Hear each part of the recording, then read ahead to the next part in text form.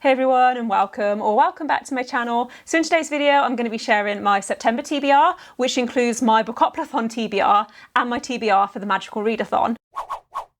For anyone who doesn't know, BOOKOPLATHON is a readathon that's hosted by Becca from Becca and the Books, and it's based on her monthly TBR game, Bookopoly, which is one of my favourite TBR games. I watch it every month, and so I'm really excited to be playing it for myself this month. Next month I am also planning to take part in the Magical Readathon, which is hosted by G at Book Roast, so I will leave links to both of the announcement videos for both of the readathons in the description, just in case you have no idea what I'm talking about. But I'm really excited for both of these readathons. They both sound really fun, and I think the way that I'm gonna structure this video is that I'm gonna start by doing my Bookopoly rolls and talk through the books for BOOKOPLATHON, and then I'll do a section at the end where I go through how some of those books are gonna also count for some of the prompts for the Magical Readathon. I hope that makes sense. It's really confusing trying to fit two readathon TBRs in one video, but yeah, hopefully it will make sense. But I think that's everything that I wanted to say in this intro, so let's go roll number one. Okay, so here we go with roll number one, which is an 11,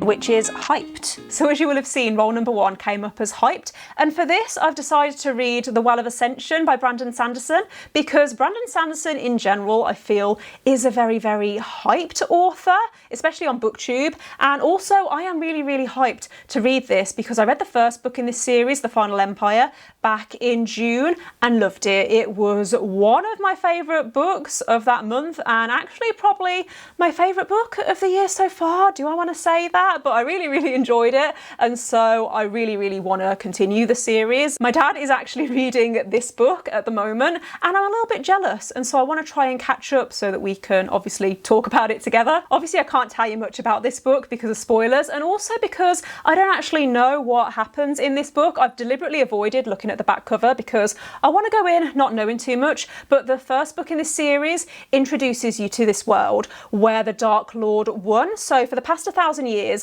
this evil Lord Ruler has ruled over this empire, and you're following a group of characters that are trying to overthrow this evil Lord Ruler. What I liked most about the first book in this series was the magic system, because it's based around allomancy. So there are people in this world that can ingest metal and it gives them magical abilities, and just the way that Brandon Sanderson writes this magic system and the way that he writes characters and just his writing in general, I really liked. I thought it was so clever the way that everything built up, and yeah, I'm really hoping that I enjoy this book as much as the first book, if not even more. Okay, so roll number two is, oh, can you see that? That's another 11, which is a chance card. And the chance card is The Heart Principle by Helen Huang. So as you would have seen, roll number two came up as a chance card, and the chance cards basically I did before the start of the game. So half of the cards have books that I want to read as soon as possible, and then the other half have books that I still want to read but maybe not right now. And thankfully the book that came up is a book that I want to read right now because it's an arc that I have through NetGalley, and the book is The Heart Principle by Helen Huang. This is technically the third book in a series, but the books are written in a way that you don't have to read them in order. You can read them as standalones, and it's a very steamy adult romance series. So the first book in the series is called The Kiss Quotient, which is probably one of my favourite romance books, and then I also read The Bride Test earlier this year and really enjoyed that too. I'm pretty sure that I gave it 5 stars. Have I gave both of these books in this series so far 5 stars? I can't remember, but I know that I really enjoyed them. From what I understand, The Heart Principle follows a woman called Anna, who is a musician and also a YouTuber, like a content creator, and at the start of the book her boyfriend turns around to her and says that he wants an open relationship, and it's not really what she wants, but she decides that okay, if that's what he's going to do, then I'm going to do it too. And so she goes out looking for a one-night stand, and that's when she meets Quan. So Quan is one of the side characters from the first 2 books and also one of my favourite characters, so I'm really excited to see see how his character develops in this book. So Anna and Kwan try to have this casual relationship, but they end up actually developing real feelings for each other. The first two books in this series had autism representation, and I'm pretty sure that this book does too. I'm really looking forward to this one. It's actually a 5-star prediction because of how much I enjoyed the first two books. I can't remember actually if I've already said, but I have an arc of this through NetGalley. So it comes out on the 31st of August, I believe. So a few days after this video goes live. So I really want to get around to it soon so I can obviously review it. Okay, so roll number 3 is a 3. 1, 2, 3. Okay, I can work with that. So roll number 3 gave me a load of buzzwords, and I have to basically pick a book that matches one or some of those buzzwords. And I actually have a perfect book for this because I have another arc through NetGalley that I really need to get round to, because I'm pretty sure that it came out a couple of weeks ago, and that is 56 Days by Catherine Ryan Howard. This is a thriller that's set in Dublin, and it's about two people who meet right at the start of the pandemic, right before Ireland go into lockdown, and they decide to live together throughout lockdown because they don't want to be separated. Obviously, they've just met and they've really hit it off. However, something goes wrong. So 56 days after they meet, the police break into the apartment and find a decomposing body. And yeah, the story goes from there. I haven't really looked too much into it because with thrillers, I like to go in not knowing too much. Really intrigued by this one because I haven't read any books that are set during the pandemic, and I really enjoyed The Nothing Man by Catherine Ryan Howard. So I'm anticipating good things about this one. I'm hoping it's going to be similar in the way that it builds suspense and tension, because that's something that I really enjoyed about this author's other book. It's also quite a short read. I think it's around 300 pages, so I should get through it quite quickly. I'm pretty sure actually that when I read The Nothing Man, I finished it in one sitting because I couldn't put it down. Roll number 4 is a 7. Which is POC Rep. So roll number 4 came up as POC Rep, and for this I'm going to read the final revival of Opal and Nev by Dawnie Walton. I'm not 100% sure what genre this book would fall into because it's either historical fiction or general literary fiction. I think there's actually 2 timelines because the book follows 2 musicians who were really popular in the 1970s, and they're about to embark on this reunion tour, and it's told in this interview style format where they're basically talking about how they met, how they rose to fame, and why they parted ways. I've heard a few people comparing this to Daisy Jones and the Six by Taylor Jenkins Reid, just in the way that it's told in this interview style format, and that was one of the things that I liked about Daisy Jones. I didn't love Daisy Jones, mostly because of the ending rather than the actual structure and the way that it's written. So I am expecting to really enjoy Opal and Nev, especially because I've heard good things about the ending, but obviously in a non-spoilery way. So I'm really intrigued to see what that's all about. Here we go. Roll number 5 is a 10, which is a community shelf.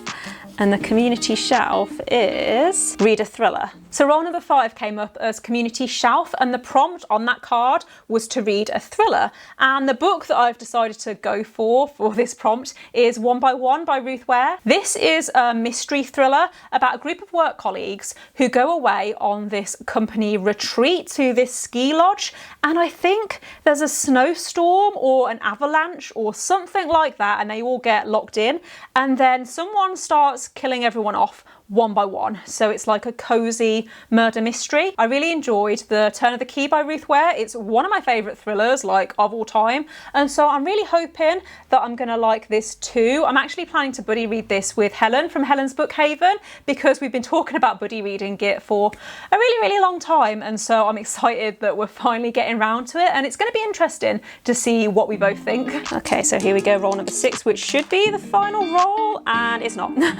1, 2, 3, 4, which is Humans. Okay, so roll number 6 was meant to be my final roll, but of course I ended up rolling a double, and so it's not going to be my final roll. I will add another roll on after this one, but the prompt for roll number 6 was to read a book with human main characters, and I did struggle a little bit with this one because there are a lot of books that I want to read that all have human main characters, and so there's a lot of choice. I did think of Assassin's Quest by Robin Hobb because I am currently currently reading Royal Assassin, and so it would be nice to continue with the series quite soon. And because I'm listening to the audiobooks, it would mean that I wouldn't have to add another physical book onto my TBR. However, I think the book that I'm actually going to go for this one is The Bitter Twins by Jen Williams, because this was on my August TBR sort of, and I didn't get round to it. And as you might be able to see, it's a library book, and so it is due back soon, and so I do want to get round to it, especially because I really loved the first book in the series and I want to find out what happens next.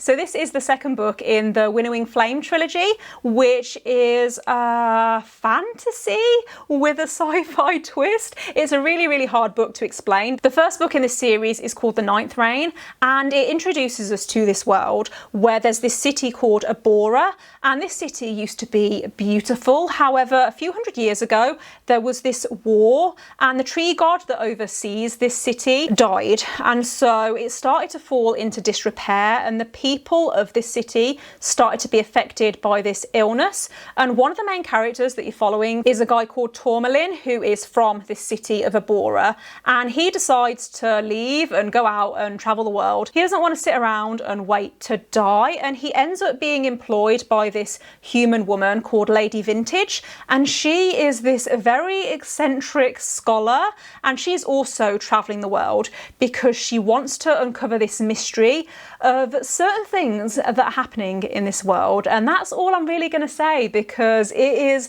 such an interesting story, and the world building is just, I mean, everything that I've described right now is stuff that you learn within the first few chapters, and there's even more that you learn as the book goes on, obviously. Like, if you love fantasy that has really intricate world building and that has a lot of mystery, then I would really recommend this series because it's so good. I gave the first book 5 stars, and so I think this is also a 5-star prediction. I'm obviously fairly certain that I'm going to love it because of how much I enjoyed the first book. Okay, so roll number 7, which should be the final roll, and it is, so that's a 10, which is history.